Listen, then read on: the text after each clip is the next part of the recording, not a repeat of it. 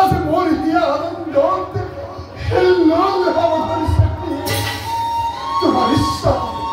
তোমাৰ ইচ্ছা সিদ্ধিৰ পথত মই আমি পৰম নতুনকৈ মই মোৰ বাল্য বন্ধু আজৰি আনিবৰ বাবে একেই যাওঁ সিংহদ্বাৰ মই আহিছোঁ। মোৰ বন্ধুৰ শুশ্ৰূষাৰ সমস্ত দায়িত্ব মই তোমাৰ ওপৰত কৰি লোৱা।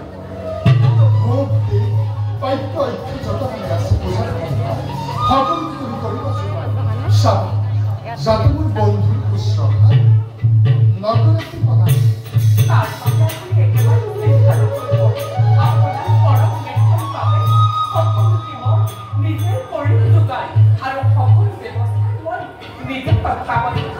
উত্তম মই আহিলে